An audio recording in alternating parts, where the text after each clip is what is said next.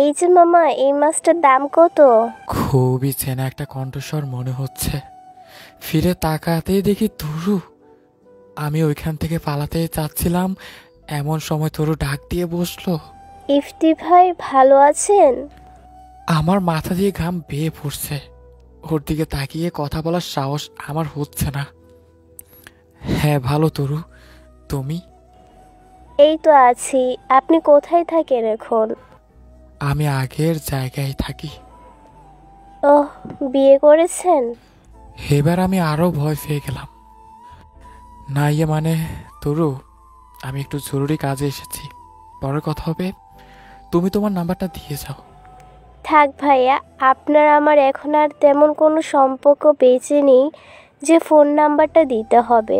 আপনি যান, কাজ করেন, অনেক উপরে ওঠেন, অনেক ভালো থাকবেন। আমি আসি। তরু, তোমার বাসার সবাই ভালো আছে? ভালো আছে কিনা জানি না, বেঁচে আছে সবাই। আসি ভাইয়া, ভালো থাকবেন। তরুর ভালো থাকবেন কথাটার মধ্যে অনেক অনেক রাগ ক্ষোভ ছিল, যেন আমাকে ওর চোখ বলছিল। ভালো থাকা কি এত সহজ? ধুকে ধুকে মরবে একদিন।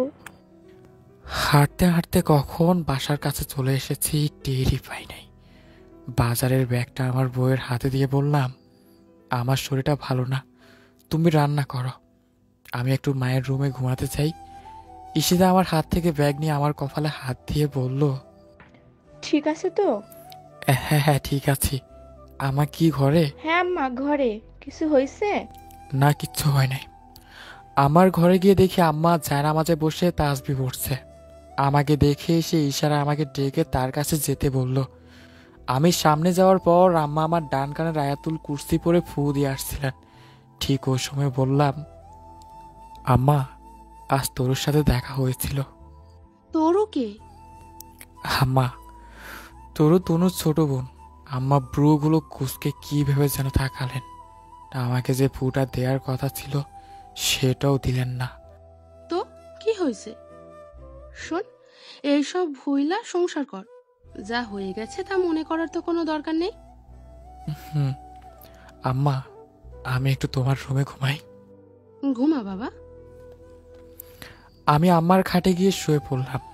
কেমন যেন অস্বস্তিকর লাগছে আজ। বুকটাও চিনচিন করে ব্যথা করছে। হঠাৎ আম্মাকে প্রশ্ন করে বসলাম, আচ্ছা মা, তুমি ওই দিন তনুকে ওড়নাটা কেন দিছিলা?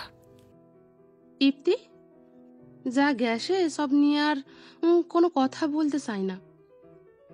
4-5 বছর হয়ে গেছে, আর কি এইসব মনে করে সময় নষ্ট করিস না। আমি বালিশে কাত হয়ে শুয়ে আছি। খাটের ঠিক উল্টো পাশে আমার ড্রেসিং টেবিলের আয়নায় দেখা যাচ্ছে আমার চোখ ঘুরিয়ে পানি পড়ছে। এভাবে হয়তো কেঁদেছিল তনু। এক নিঃশ্বাসে চোখ বন্ধ করতেই তনুর হাসি চোখে ভেসে উঠল। 8 বছর আগের কথা। আমি আর তনু একই সাথে পড়াশোনা করতাম। ভালো বন্ধু ছিলাম দুজন। তনু খুবই মায়াবী ছিল, খুব ট্যালেন্ট একটা মেয়ে ছিল। নাচে গানে নিম্নলিখিত, সে অনেক বেশি পর্দশীল ছিল। আর তনুর হাসি কি বলবো, উফ, অনেক বেশি সুন্দর ছিল। ভুবন বোলানো হাসি হাসতো মেয়েটা। গাড়িতে একটা পরীর বাচ্চা লাগতো মেয়েটাকে। ওই আমাকে ভালোবাসতো কিনা জানি না, আমি ওকে খুবই ভালোবাসতাম। 2009-এর ঘটনা। কুমিল্লা কালচারাল প্রোগ্রামে পারফরমেন্স করতে তনু আর তার টিম যাচ্ছিল। ওই রাস্তায় সেদিনই অ্যাক্সিডেন্ট হয়েছিল। আমি টিভিতে এই নিউজ দেখে পাগল হয়ে দৌড়াচ্ছিলাম আর দোয়া পড়ছিলাম, আল্লাহ, তনুর যাতে কিচ্ছু না হয়। আল্লাহর অশেষ রহমতে তনুর কিচ্ছু হয় নাই। তনু ঢাকায় যেদিন ফিরল, প্রায় 2000 মানুষের সামনে বাস স্ট্যান্ডে আমি ওকে জড়িয়ে পড়লাম। আমাকে ছেড়ে আর এই মুহূর্ত কোথাও যাবি না। আমি কত ভয় পাইছিলাম জানিস?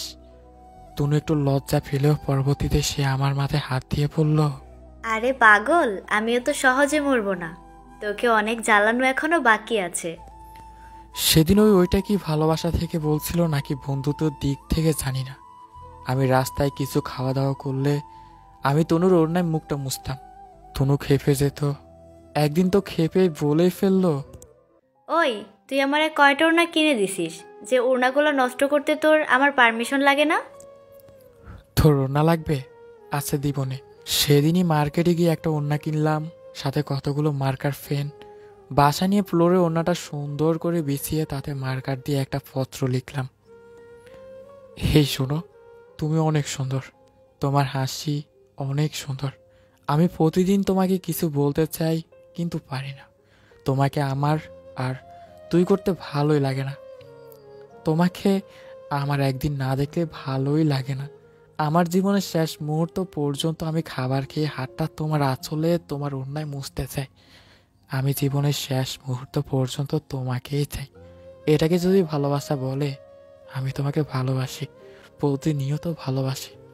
ওড়না নিয়ে পরশুদিন ক্যাম্পাসে গিয়ে তনুকে দিলাম। খুব প্যাকেটে মোড়ানো দেখে সে বলল, কি আনছি সেটা? এখন খুলিস না, বাসায় গিয়ে খুলবি। এই বলে আমি চলে গেলাম। তনু এক দৃষ্টিতে আমার দিকে তাকিয়েছিল। কি মায়াবী মেয়েটা! ইস! তনু বাসায় গিয়ে আমাকে আর কিচ্ছু জানালো না। আমি ফোন দিলাম, মেয়েটা ফোনও রিসিভ করলো না। সারা রাত সিগারেট পার করে দিলাম। সকালে ক্লাস শুরুর আগে আরও 2 ঘন্টা আগে থেকে আমি গিয়ে বসেছিলাম। দূর থেকে দেখছিলাম কেউ একজন আসছে, গায়ে সাদা কাপড়, সাদা ওড়না, যাতে কালকের লেখাটার নিচে আরও একটা লাইন যুক্ত, ভালোবাসি, বড্ড ভালোবাসি। আমি স্বপ্ন দেখছিলাম নাকি বাস্তব? তনু ওড়নাটা গায়ে পেঁচিয়ে এসেছে, কাছে এসে বলল, আমাকে আর তুই করে বলতে হবে না, কিন্তু আমাকে তুমি করে বললে কেমন অনুভূতি হবে আমি জানি না। একবার সামনে থেকে বলবে? তনু, আমি তোমাকে ভালোবাসি। কি সুন্দর একটা হাসি যেন তনু দিল। মাশাআল্লাহ, ওই হাসিতে আমি কয়েকবার মরতে রাজি ছিলাম। আস্তে আস্তে তনু আর আমি ক্লোজ হতে লাগলাম। তনুদের বাসায় প্রায় আমি বেড়াতে যেতাম। আমি তনু লুডো খেলতাম। তনু ওর ছোট বোন, তনুর আম্মা আমাকে খুবই পছন্দ করতেন। তনুর আব্বা আম্মা গ্রামের বাড়িতে গেলে আমি সারাদিন এসে থাকতাম ওদের বাসায়। কিভাবে যেন সম্পর্কটা অনেক ঘনিষ্ঠ হয়ে গেল। এভাবেই কেটে গেল 3 বছর। মাসটা ছিল মার্চ। 26শে মার্চের কালচারাল প্রোগ্রামে দিনাজপুরের একটা স্কুলে তনু পারফরমেন্স করতে গেল। সে আমার থেকে দূরে গেলেই ওড়নাটা সাথে নিয়ে যেত। এবারও নিয়ে গেল। আমাকেও বলতো এতে নাকি সে ঘ্রাণ পায় আমার, এই জন্য সে এটা সাথে নিয়ে যায়। তনু খুবই অসুস্থ হয়ে গেল, খুব বমি, পেটে ব্যথা। ঢাকায় ফিরে তাকে ডাক্তারের কাছে নিয়ে গেলাম। ডাক্তার সব পরীক্ষা নিরীক্ষা করে হাসি মুখে বললেন, খুশির খবর, আপনারা বাবা মা হতে যাচ্ছেন। তনু অপলক দৃষ্টিতে আমার দিকে তাকিয়ে রইল। আমি খুব ভয় পেয়ে গেলাম, খুব বেশি ভয় পেয়ে গেলাম। তনুকে বললাম এবরেশনের কথা। সে রাজিও ছিল, কিন্তু একবার বলছিল, বাচ্চাটা রেখে দেই, আমরা বিয়ে করে ফেলি। আমি খুবই ভয় পেয়ে গেছিলাম সেদিন। তারপরও তাকে বিভিন্ন পরিস্থিতির দোহাই দিয়ে রাজি করালাম অ্যাবর্শন করাতে গিয়ে জানতে পারলাম বাচ্চা অনেক বড় হয়ে গিয়েছে। এখন অ্যাবর্শন সম্ভবই না। মাথায় হাত আমার। এখন কি করব, বাসায় কি বলবো? তনু কান্না করতে করতে চোখ ফুলিয়ে ফেললো। আমাকে খুব করে বলল, তুমি একবার তোমার মায়ের সাথে শেয়ার করো প্লিজ। আমি সেদিন দুনিয়ার সবচেয়ে অসহায় মানুষটা ছিলাম। কি করব বুঝতে পারছিলাম না। বাসায় গিয়ে আম্মাকে বললাম, সবই বললাম, লজ্জা বলে সবই বললাম। কারণ আমি তনুকে খুবই ভালোবাসতাম। ওর কোনো ক্ষতি অন্তত আমি চাইতাম না। আম্মা আমার সম্পূর্ণ ঘটনা শোনার পর বলল, তুই কালকে গ্রামের বাড়ি যাবি? তোর খালু অসুস্থ, ওইদিকে গিয়ে ওনাকে ঢাকায় নিয়ে আসবি। এমন একটা ঘটনা শোনার পর আমার হঠাৎ প্রোগ্রামে পাঠানোর বিষয়টা আমার কাছে দারুণ অদ্ভুত লেগেছিল।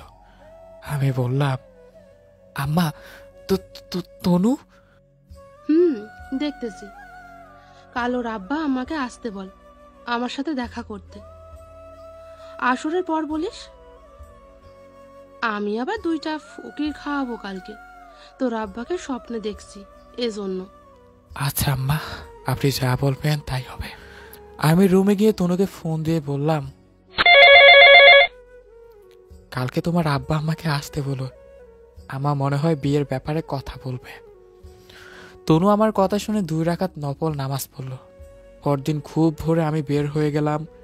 সন্ধ্যাতে আবার খালুকে নিয়ে ফিরতে হবে। যথাসময়ে তনুর বাবা মা আমার বাসায় এসেছিলেন। আমার আম্মা তাদের দারুণভাবে অপমান করছিল, যা আমি তনুর মুখে শুনছিলাম। আমার মায়ের বক্তব্য ছিল এমন, মেয়েকে দিয়ে অবৈধ কাজ করান, আবার সেই মেয়ে আমার ছেলেকে দিয়ে ফাঁসানো ধান্দা করেন। রাস্তায় রাস্তায় নাচা বেড়ানো মেয়ে আমি আমার বাড়ির বউ করব? এত দূর দিয়ে না এসেছে আমার ছেলে বড় লোক দেখে আপনাদের মাথা ঘুরে গেছে। আর কোনোদিন যেন আপনার মেয়ে আমার ছেলের সাথে যোগাযোগ না করে। 12 জায়গায় উঠা বসা আপনার মেয়ের। কার না কার বাচ্চা নিয়ে আমার ছেলেকে ফাঁসাইতে চাইছে। আমার ছেলে এসবের ভয়ে পায়লা বেড়াচ্ছে। আমার ছেলে আপনার মেয়েকে যা যা দিছে কিছু ফেরাতে হবে না, শুধু ইপ্তির সাথে যেন তনু আর যোগাযোগ না করে, এটাই মেন। তনু ফুপিয়ে ফুপিয়ে কান্না করে আমাকে যখন ফোনে বলছিল, আমি শুধু ওকে বলছিলাম, আমি ঢাকা আসা পর্যন্ত ধৈর্য ধরো। তনু খুবই কান্না করছিল।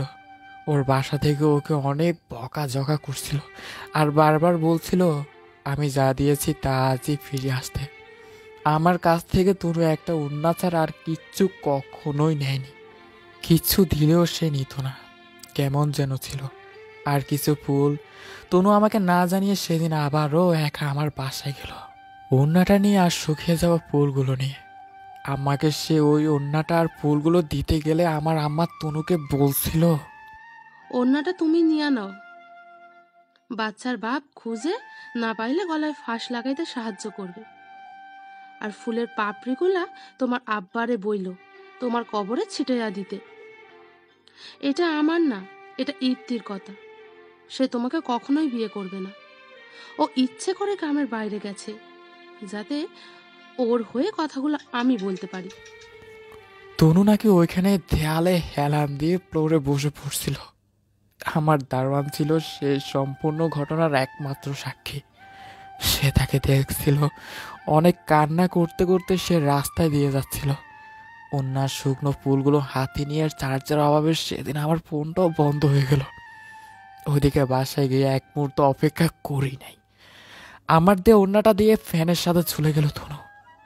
সকাল পর্যন্ত কেউ জানতো না তনু যে মারা গিয়েছে। সাথে মারা গিয়েছে আমার অবিবাহিত সন্তান। ওদের বাসায় থেকে মানিজ্যদের ভয়ে আর কোনো থানা পুলিশ করেনি। আমি ওইখানে গিয়ে শুধু তাকিয়ে দেখলাম ফ্যানের সাথে ঝুলে থাকা মেয়েটাকে, যার গলার অংশের ওড়না দিয়ে ঘেরা। তাতে লেখা ছিল, ভালোবাসি, ভালোবাসি। তনুর মা আসার সময় খেদে খেদেই বলছিল, বাবা, তুই আর তোর মা জিতে গেছে, তোরা শান্তিতে থাকিস, কিন্তু তোদের শান্তির জন্য আমার মেয়েটা মরে গেছে, ভালো থাকতেই হবে। আমি ওড়নাটা তনুর কাছ থেকে চেয়ে নিয়ে এসেছিলাম। আম্মাকে আর কিচ্ছু বলি নাই। আমি ব্যর্থ একটা পুরুষ। এরপর আর কখনো দেখা হয়নি তনুর বাসায় কারো সাথে। আমার আম্মা যদি তনুকে সেদিন ওড়নাটা ফিরিয়ে না দিত, তনু যদি আর কিছুটা সময় অপেক্ষা করত, যদি আমাদের বিয়েটা হয়ে যেত, আজ আমাদের সাথে আমাদের 4 বছরের সন্তানটা যদি বেঁচে থাকতো, কতই না ভালো হতো। আজ আমি অন্যজনের সাথে সংসার করি, অন্য কেউ আমার বিছানায় গভীর রাতে জড়িয়ে ধরে ঘুমায়, কিন্তু আমার শরীরটা নিথর হয়ে যায় যখন তনুর কথা মনে পড়ে। আসলে কি ভালো আছি? না, নাই। তনু এখনো কলিজার কোনো অংশে খুব বড় একটা জায়গায় রয়ে গিয়েছে। সেখান থেকে না ওর হাসি দেখা যায় আর না স্পর্শ করা যায়। মানুষের আদালতে আমাদের আসামি হিসেবে কোনো নামই আসে নাই। আমার আম্মা আর আমার কোনো বিচারই হয় নাই, কিন্তু প্রধান খুনি আমরাই ছিলাম। ভালো নাই আমরা। আমার আম্মা খুনের প্রায়শ্চিত্ত করতে সারাদিন জায়নামাজে বসে থাকে, যদিও তার কোনো আফসোস নাই। আচ্ছা, আসলেই কি আমাদের গুনাহ মাফ হয়ে যাবে? আসলেই কি নামাজের মাধ্যমে আমার তনু আর আমাদের সন্তান কষ্টে ঢাকা পড়ে যাবে? এতই সহজ? আমার রুম থেকে উঠে আমার রুমে গিয়ে দরজাটা আটকে খুব সযত্নে রাখা এক ব্রিক পেসের ভিতরে ওড়নাটা সাজিয়ে ধরে কাঁদছি। ধনু ভালোবাসি ভালোবাসি শুনতে কি পাও 3 থেকে 5 হাত মাটির নিচ থেকে ভালোবাসি ধনু, বড্ড ভালোবাসি। আজকে আপনাদের কাছে এটুকু রিকোয়েস্ট, ভিডিওটি অবশ্যই শেয়ার করবেন।